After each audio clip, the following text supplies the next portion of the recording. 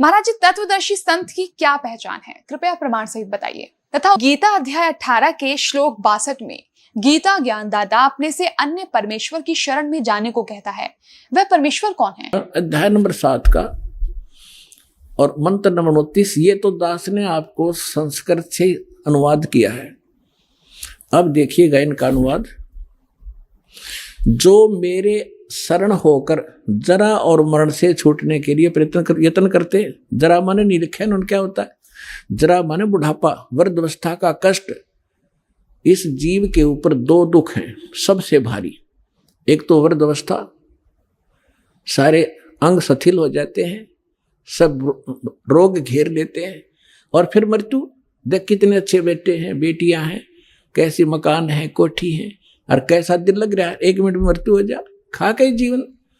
तो यहां इसमें बताया कि जो जरा और मरण से छूटने का जो प्रयत्न कर रहे हैं वो तत्ब्रह्म से परिचित हैं। यह देखो, जो मेरे शरण होकर जरा और मरण से छूटने के लिए प्रयत्न करते हैं वे पुरुष तत् उस ब्रह्म को, तत्ब्रह्म को, संपूर्ण दातम को तथा संपूर्ण कर्मों को जानते हैं।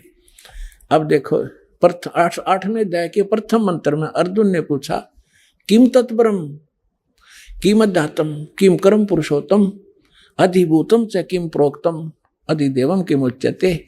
इसमें पूछा कि वह ब्रह्म क्या है, वो तत्ब्रह्म के है। अब गीता ज्ञानदाता ने 8वें अध्याय के 3रे श्लोक में बताया। 8वें अध्याय के 3रे श्लोक में वो परम अक्षर ब्रह्म है।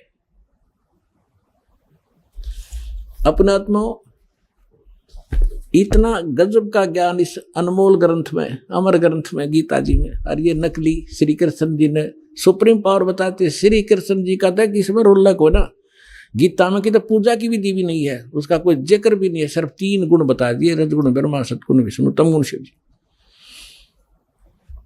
अब गीता ज्ञानदाता कौन है? ये ब्रह्म है। ये ऐसे अलौकिक कर्म करता है, किसी के अंदर प्रवेश करके अपना ज्ञान दे देता है। अब ये जो दास आपको बताना चाहता है कि गीता ज्ञानदाता कहता है कि मेरी भक्ति करेगा तो मुझे प्राप्त होगा। 8वें अध्याय के 5 और 7 मंत्र में, 8वें अध्याय के 8, 9, 10 में इस परम अक्षर ब्रह्म के बारे में कहा है कि उसकी भक्ति करेगा तो उसको प्राप्त होगा। सीधी सी बात है।